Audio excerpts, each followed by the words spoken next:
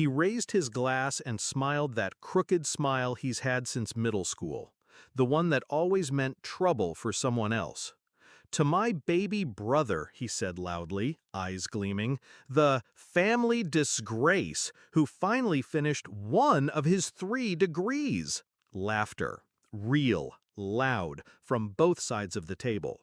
Dad chuckled behind his napkin. Mom looked away like she didn't hear.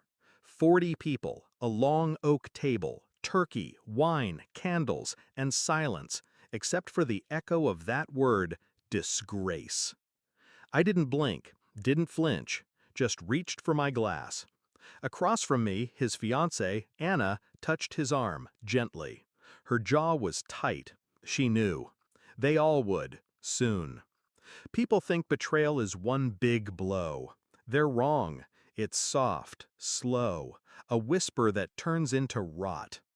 I used to worship Mark, my older brother, the golden child, varsity letters, Ivy League, perfect teeth and perfect timing. I was the quiet one, law books instead of lacrosse, anxiety instead of charm.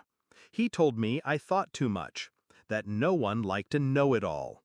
But I still tried, still came to his games, still cheered, even when he never came to my graduations, even when he slept with the girl I loved in college, then laughed when I found out. Survival of the fittest, he said. I swallowed it, for years. But Thanksgiving wasn't the beginning, it was the finale, the final scene I wrote with perfect timing. Because revenge is best when it's silent, clean, and final. 2 years ago, I was living out of my car, working court clerical jobs by day, flipping case notes by night, barely scraping by. Meanwhile, Mark was on magazine covers, the youngest managing partner in his firm's history. I still remember the headline. I still remember how Mom framed it. I studied harder, clerked longer, didn't sleep, didn't complain, didn't ask for help. 3 failed bar attempts, then a 4th, then silence, until I passed, quietly. Then came the grind, public defense, pro bono cases, late nights with cold coffee and murder files. No one noticed, until someone did. Judge Keller. She saw what no one in my family had the patience to look for: control, precision, obsession with detail. 6 months later, I was on her short list for a federal clerkship. Mark didn't know. No one did. I didn't want applause. I wanted to earn it while they were still laughing.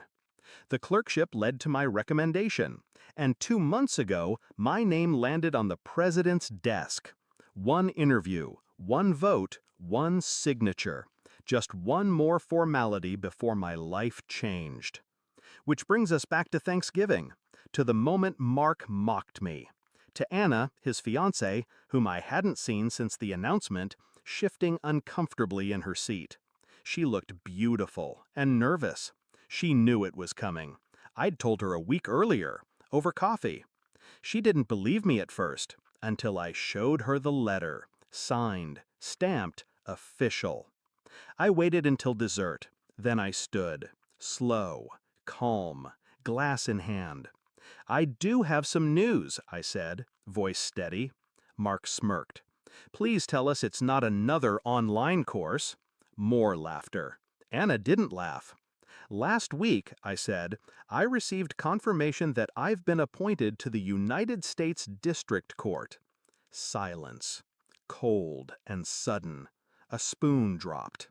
Then Anna, God bless her, turned to me and said, loud and clear, "Congratulations, Your Honor." 40 heads turned. Mark's smile cracked. I didn't gloat, didn't thank them, didn't explain. I just let the silence eat them alive. Mark blinked, twice. Looked at Anna, then at me. "You're kidding?" "No." Mom's fork hovered midair.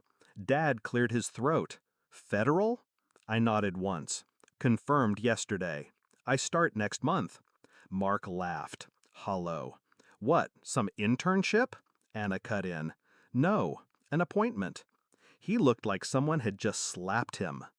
You? He whispered. Yes, I said, slowly, savoring the word. Me. I left before they finished dessert. Walked out with my coat over my shoulder, calm and clean. No yelling, no chaos. Just the truth. The one they never saw coming. Mark texted me the next morning. You could have told us. I didn't reply, because telling them wouldn't have mattered.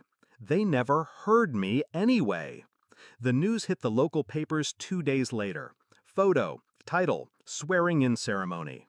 I didn't invite them, but Anna came. She stood in the back, hands folded, eyes proud. I heard she left him the week after. Sometimes revenge doesn't need fire. Sometimes it just needs silence, patience, and a room full of people who once laughed at you. And one title they can never take back: your honor.